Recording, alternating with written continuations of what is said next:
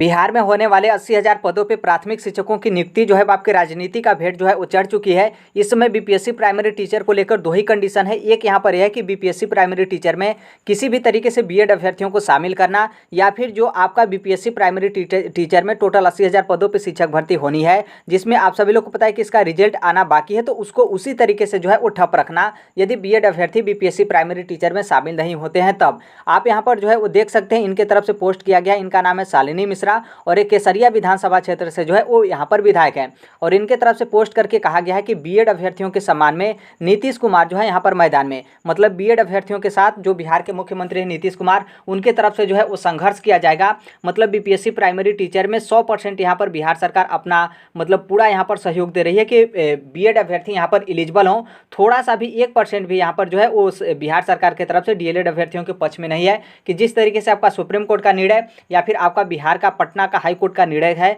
कि BPSC primary teacher में सिर्फ डीएलएड अभ्यर्थियों को ही जो है वो शामिल किया जाए। बाकी इनके तरफ से जो आपका ये न्यूज़पेपर पोस्ट किया गया है, आप इसको जो है वो थोड़ा सा यहाँ पर जो है वो ध्यान दीजिएगा। यहाँ पर आप देखेंगे तो यहाँ पर आप सभी लोग को पता है कि कल जो है जो अपर मुख्य सचिव शिक्षा विभाग के बिहार सरकार के पाठक, उनकी तरफ से सुप्रीम कोर्ट में याचिका जो है वो दायर की गई, और याचिका दायर करने के बाद यहाँ पर बताया गया कि बीएड पास को प्राथमिक शिक्षक में जो है वो मौका दिलाने के लिए यहाँ पर बिहार सरकार सुप्रीम कोर्ट जो है वो चली गई है। थोड़ा सा यहाँ पर न्यूज़पेपर में देखेंगे तो यहाँ पर आपका कुछ डाटा दिया गया है, शायद यहाँ पर जो है आपका डाटा जो टाइपिंग है उनके तरफ से मिस्टेक हुआ हो, या फिर जो आपके सुप्रीम कोर्ट में याचिका दायर की गई है शायद उसमें जो है कुछ तथ्य को यहाँ पर जो है वो छुपाया जाना चाह रहा हो। यहाँ पर आपका बोला गया कि बीएड डिग्री जो बीएड कैंडिडेट हैं उनकी संख्या यहाँ पर जो है वो 4 लाख है, जबकि डीएलएड अभ्यर्थियों की संख्या जो है आपके यहाँ पर 1 लाख जो है आपकी बताई गई है, जो कि ऐसा बिल्कुल नहीं है। जितना बीएड अभ्यर्थी हैं उतनी ही संख्या डीएलएड अभ्यर्थी की है। थोड़ा बहुत 10-20 हज़ार का अंतर होगा, लेकिन लगभग जो है आपकी संख्या यहाँ पर बराबर है। तो यहाँ पर बीएड अभ्यर्थियों की संख्या 4 लाख और यहाँ पर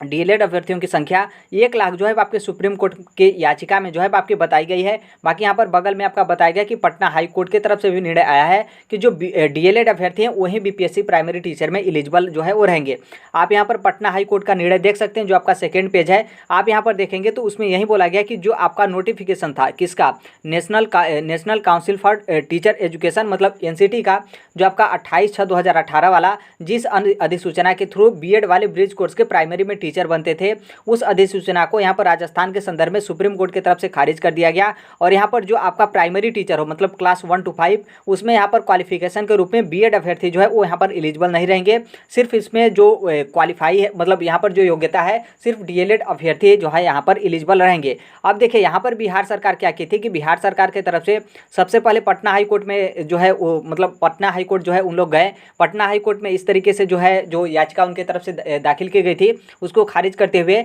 यहाँ पर डीएलएड अभ्यर्थियों के पक्ष में जो है फैसला आया कि नहीं, बीपीएससी प्राइमरी टीचर में डीएलएड अभ्यर्थी जो है एलिजिबल रहेंगे। फिर उसके बाद अब यहाँ पर पटना हाई कोर्ट से इस तरीके से मतलब बिहार सरकार का याचिका यहाँ पर इस तरीके से खारिज हो गया, डीएलएड के पक्ष में फैसला आया। तो फिर यहाँ पर बिहार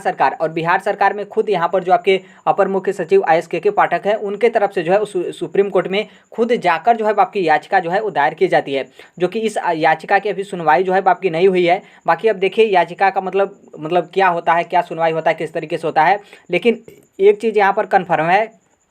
कि जिस तरीके से कई सारी याचिकाएं सुप्रीम कोर्ट 11 अगस्त 2023 के निर्णय के बाद बहुत सारे स्टेट में बहुत सारे अलग अलग तरीके से आपकी याचिकाएं दायर की गई थी, उस याचिका को हर एक याचिका को सुप्रीम कोर्ट की तरफ से जो है वो आपका खारिज कर दिया जाता था कि नहीं, प्राइमरी में सिर्फ डीएलएड अभ्यर्थी एलिजिबल रहेंगे, बीएड अभ्यर्थी एलिजिबल नहीं रहेंगे। बाकी देखिए के पाठक की तरफ से जिस तरीके से याचिका अपना दायर किए हैं, यदि हर एक चीज़ तथ्य थोड़ा सा भी जो है वो न छुपाए हो तो जहाँ तक मेरा मानना है कि उनकी याचिका भी जो है खारिज होगी। यदि मान लीजिए कोई उस तरीके का तथ्य छुपाकर याचिका वो दायर किए होंगे तो उसकी बात अलग है, जब उनका मतलब उस पर सुनवाई होगा तब उस टाइम पे जो है आपको पता चल जाएगा। और एक यहाँ पर ये भी ध्यान रखिएगा कि मान लीजिए उनके तरफ से किसी भी तरीके से तथ्य छुपाकर याचिका दायर की जाती है और अभी राहत भी मिल जाता है, क्योंकि देखिए अभी बिहार सरकार यदि चाहती भी है तो बिहार सरकार को सिर्फ राहत मिलेगा, जीत यहाँ पर जो है आपके अंतिम तौर पर जो है आपके नहीं मिलेगा। अब यहाँ पर सोचेंगे कि क्या राहत भी मिल सकता है? यस, राहत यहाँ पर मिल सकता है, क्योंकि छत्तीसगढ़ में इसी तरीके से हुआ और छत्तीसगढ़ में भी 25 सितंबर 2023 को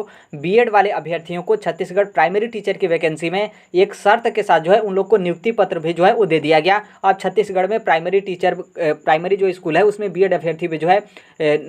नौकरी जो है वो करेंगे, ज्वाइनिंग करने के बाद नौकरी जो है अपना करेंगे। और फिर बाद में मान लीजिए कोई उस तरीके से हाई कोर्ट का निर्णय आता है जो कि अंतरिम निर्णय था, अंतिम निर्णय नहीं था, फिर उसके बाद हाई कोर्ट का निर्णय यदि बीएड अभ्यर्थियों के पक्ष में नहीं आता है तो फिर उनको नौकरी के बाद जो है घर पे बैठना पड़ेगा। लेकिन नॉर्मल सी बात है, अभी तो फिलहाल के लिए उन लोग को नौकरी मिल गई और जो भी कोई भी कैंडिडेट एक बार गवर्नमेंट सेक्टर में अपना पैर रख लेता है तो फिर देखिए उसको हटाने को लेकर बहुत ज़्यादा जो है आपके समय जो है वो लगेगा। तो अब देखिए यहाँ पर क्या होता है, लेकिन एक बात यहाँ पर ध्यान रखिएगा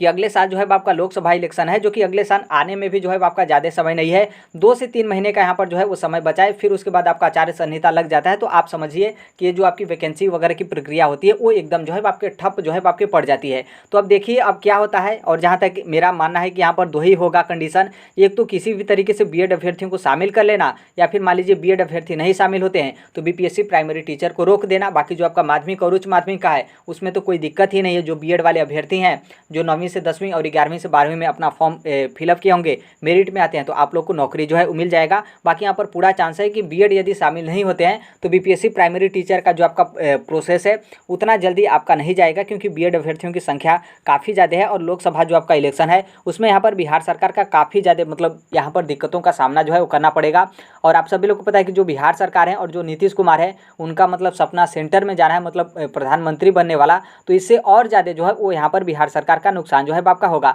बाकी हर एक तथ्य को देखेंगे, जिस तरीके से आपका सुप्रीम कोर्ट का निर्णय है तो उसमें डीएलएड अभ्यर्थियों की संख्या मतलब डीएलएड अभ्यर्थियों का जो पक्ष है वो आपका काफ़ी ज़्यादा मजबूत है, क्योंकि डीएलएड अभ्यर्थियों के साथ सुप्रीम कोर्ट भी है, एनसीटी भी है, अलग अलग स्टेट से हाई कोर्ट का डिसीजन भी है, और खुद यहाँ पर बिहार सरकार की शिक्षक भर्ती हो रही है तो खुद पटना हाई कोर्ट का निर्णय जो है वो डीएलएड अभ्यर्थियों के पक्ष में है। बाकी अब देखिए कहीं ना कहीं जो आपके पॉलिटिक्स हों या फिर जो आपके नेता वगैरह हों, इनके तरफ से काफ़ी ज़्यादा दबाव है कि बीएड अभ्यर्थियों को भी यहाँ पर प्राइमरी टीचर की वैकेंसी में शामिल करना, क्योंकि यदि शामिल नहीं करना होता तो ये विधायक का कोई मकसद ही नहीं कि इस तरीके से पोस्ट करना और यहाँ पर बोलना कि बीएड अभ्यर्थियों के सम्मान में नीतीश कुमार जो है मैदान में। क्योंकि नॉर्मल सी बात है, मैं मानता हूँ कि इनके वोटर बीएड अभ्यर्थी भी हैं, लेकिन इनके वोटर डीएलएड भी तो अभ्यर्थी होंगे, तो इसलिए इनको चुपचाप रहना चाहिए था। जो कोर्ट का निर्णय हो या फिर जो याचिका दायर की गई है उसका थोड़ा सा वेट करना चाहिए था, और फिर इस तरीके से जो है आपका पोस्ट बिल्कुल यहाँ पर जो है वो नहीं करना चाहिए था। तो अभी के लिए यही अपडेट है। बाकी आप छत्तीसगढ़ वाले मामले को मतलब जानना चाह रहे हो तो हमारे पीछे का वीडियो जो है आप जाकर देख सकते हैं